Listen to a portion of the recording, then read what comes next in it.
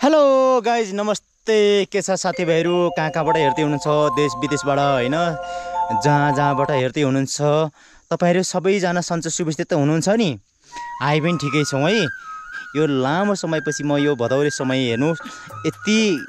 busy हुन्छ कि त्यो समयमा म निक्लन पाइन त्यसैले गर्दा नि अब चाहिँ तपाईहरुसँग म निरन्तर भेट हुने कोसिस गर्छु हैन गाउँ गाउँमा पुरानो पार्टीलाई परित्याग गरी नयाँ राष्ट्रिय स्वतन्त्र पार्टीमा चाहिँ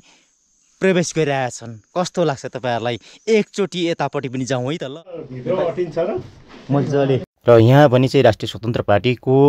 पदमा गाउँ कमिटीको कार्यालय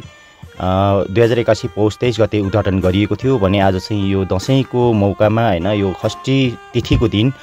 आज यहाँ चाहिँ सो दशैंको चाहिँ शुभकामना आदान प्रदान गर्ने एउटा भेटघाटको कार्यक्रम थियो र सबै साथीहरु चाहिँ उपस्थित यहाँ हुनुहुन्न कोही बाहिर हुनुहुन्छ है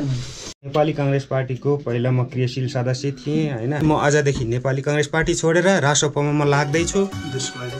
जय घन्टी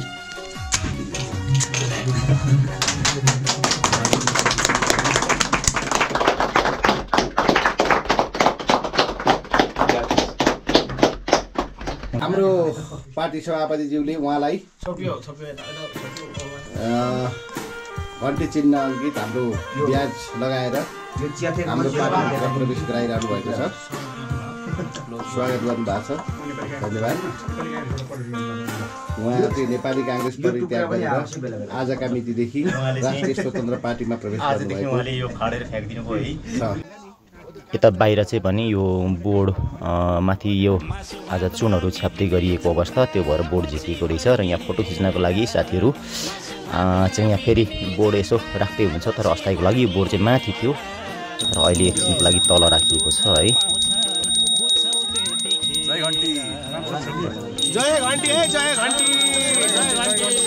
जय घन्टी